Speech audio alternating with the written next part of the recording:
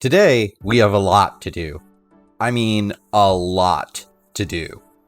This is the list of all the materials we need for today's project, which is going to be huge. And in order to do that, we had to go through and do a lot of this. And then we did quite a bit of this in order to be able to go through and get a lot of this. But that's not all. We had to do a lot of bartering as well. And thank goodness we made a wood farm. Remember when I said 500 chests? I lied. It was 1,100.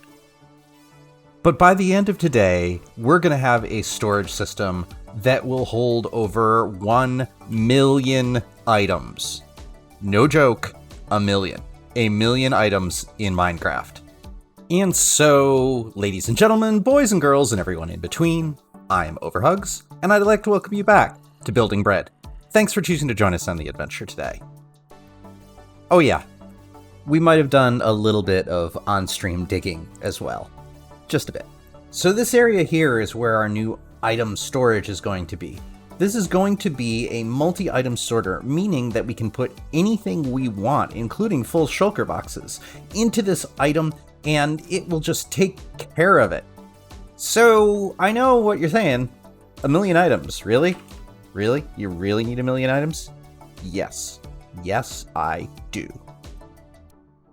So, it's a heck of a lot better to be able to talk you through this when it already exists, so why don't we take our super speed potion and get into a time lapse.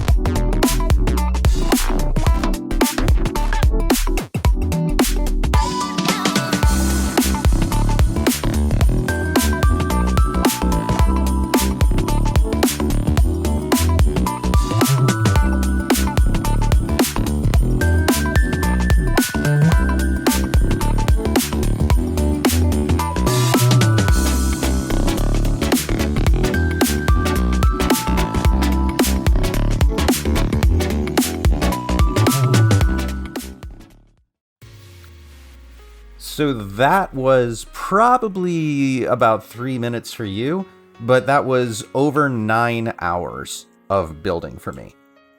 That doesn't include generating it in the creative world and everything. It was a lot, but I think it's worth it.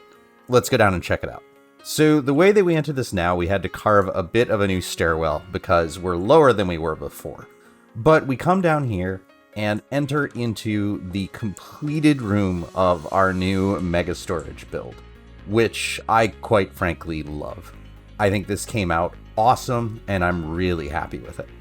Also, as an aside, it's generally good to do your builds in vanilla without using any shader packs or anything, because if you get it looking nice where you're happy with it with shaders, you can go ahead and get something like this when you're done, and you actually use shaders that show a bit more of light and reflectivity. So, I don't know. I think it looks really good. I'm really pleased with this. Alright, now let's talk about how this works. This is not my design. This is done by a person named Metamilo, who I will put the link in the description so that you can go and see their tutorial if you want to build this yourself. I made some tweaks to it where I just extended and changed the dimensions a bit, and the decor is all mine. So I did the floor, did the ceiling, added some lights into it so you could see what the status and such was. But it is definitely his design, and go give him some love. So the way that this works is you can store any number of items that you want in these chests, and they can be different items, and they're all sorted individually. So you can see we're doing stone and cobblestone in this column, and we're doing blackstone and basalt in this column, and so on and so on. The way that I've organized this is things that I think I'm going to need more often are closer to the entrance. So our woods are here, our basic stone types are here, and things we won't need very often, like, say, mob drops or something, are all the way in the back. But you could obviously organize this however you wanted. So let's go through a bit about how you configure this. So if we walk through the door here and come back into the guts of the machine itself, which are substantial. It's a very complicated machine, and it's an awesome design. It's super compact. But in the back here, there are chests. So inside this chest, any item that you want to sort, you put 2 of them in. And the rest of it is filled with this blocking filler material that has specifically been named on an anvil so that it won't match anything else. And you can see you could fill a complete double chest's worth of items in here in order to sort them. So for things that have a lot of different pieces, like for example, glass and panes of glass, you might reach storage maximums, but for most things, it's not going to be a problem. You see how we configured this with our stone and cobblestone. And realistically, that is all you need to do in order to get the things within the item sorter itself. I will let Metamilo go through and talk about how this works, because while I kind of get it, I don't totally. And he does. He built it. So the input system is right here. You can put anything you want in this chest that is already configured, including full shulker boxes. This has a shulker unloader, so we can take 2 things that are already configured, for example, gunpowder and rotten flesh, and enter it into the system. And in a second, you will see the lights up above start to become lit as the system begins processing. And what it'll do is it will go around the room until it discovers where the item is supposed to go, and then it will stop. Part of the reason that I like the ceiling texture as it is because the lights will change it. Like, you can see the lighting effects that we're getting as the lights are going around, and I really like that effect.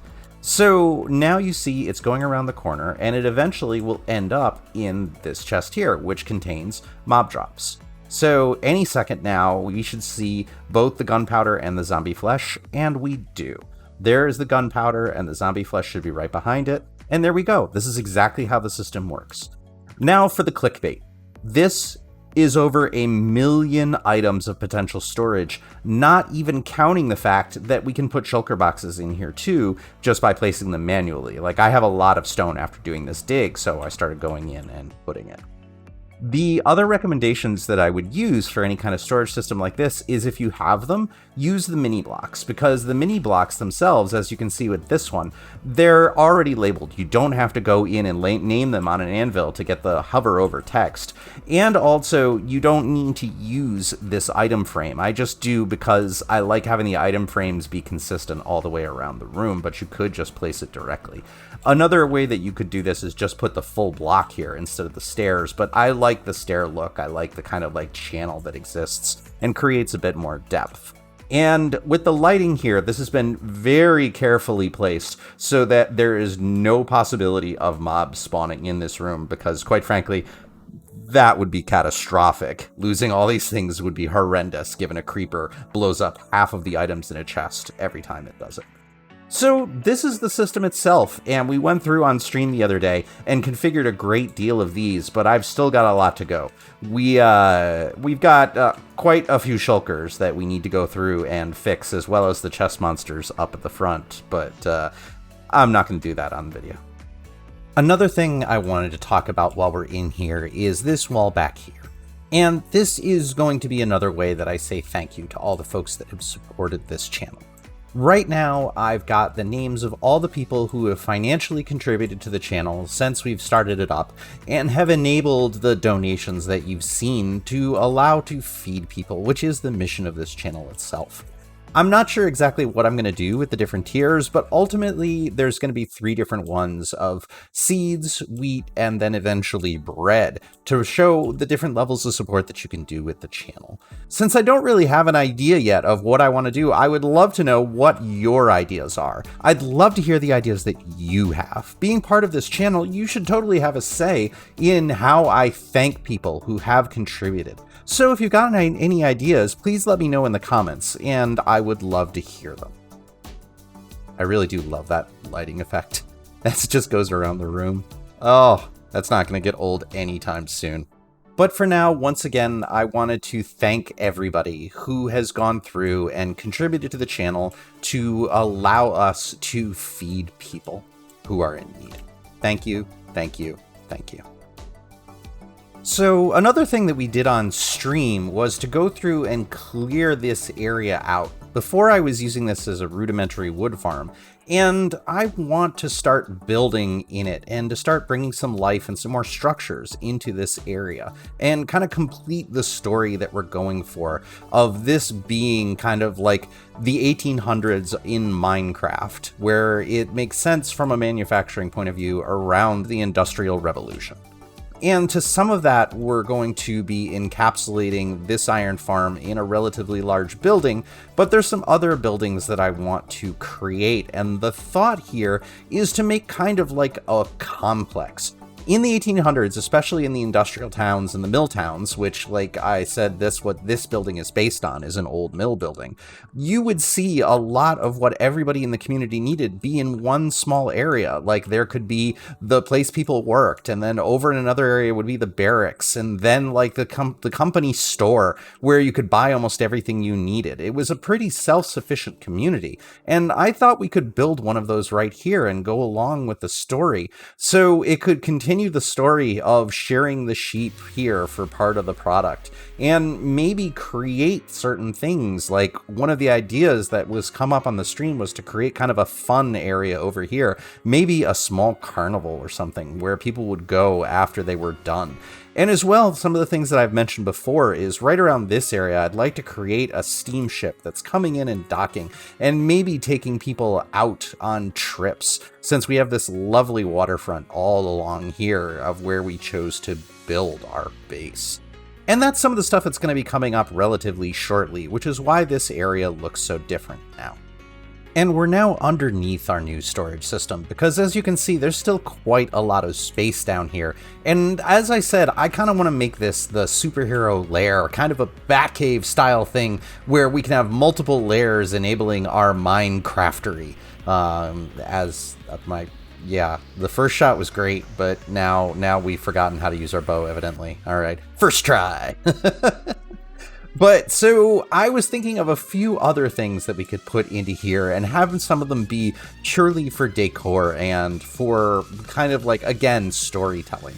I do want to re-enable the beacon somehow, but cutting right through the middle of the storage system didn't really cut it. But there were a couple of ideas that I had, as well as some people on stream.